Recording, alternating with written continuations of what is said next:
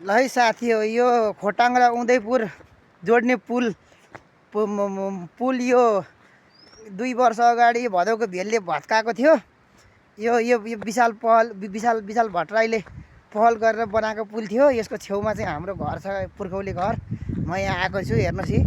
ल साथीहरू, मेरो चाहना पनि तपाईँहरूलाई यस्तो यस्तो चिजहरू दृश्यहरू देखाउने भन्ने हो। यहाँ यहाँ 2-2वटा ट्रक बसिरहेको छन्। यहाँ घिर्लिङको सुविधाबाट यहाँ चाहिँ घिर्लिङको माध्यमबाट सामानहरूले ओसार भइरहेको छ। यस्तै यहाँ कोसीबारीका टुक्रा काठहरू ल्याउने लाने भइरहेछ खयारहरूको। ल हेर्नु साथीहरू, खैयार सिसो ठेकेदारहरूले व्यापारीहरूले सबै पारीको रुखहरू ल्याउने लाने भइरहेछ। यहाँ पुल भत्केको थियो भदौको भेलले। आधी यहीँ भत्केर यहीँ साइड लगाएको छ, कोही ऊ त्यहाँनिर लगाएर राखेको छ। यो चाहिँ खोटाङ र उदयपुर जोड्ने फोक्सिनटारको पुल हो। यो उदयपुरमा अवस्थित फोक्सिनटारको पुल हो। यहाँ जालीहरू निर्माण भइरहेछ। ठेक्का पनि पर्यो अरे 35 करोड भनेको सुनिएको छ।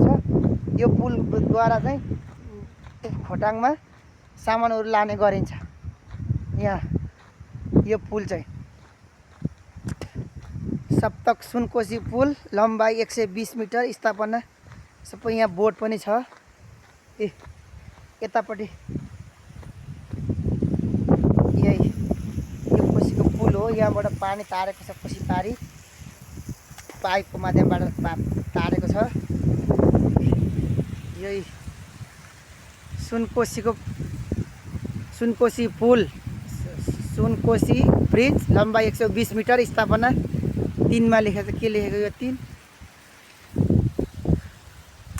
स्थापना सङ्ख्या 3 लेखेको छ। यो कोसीमा 3वटा पुल भइसक्यो भने होला हैन। यो ट्रकहरू यस्तो छ है। ल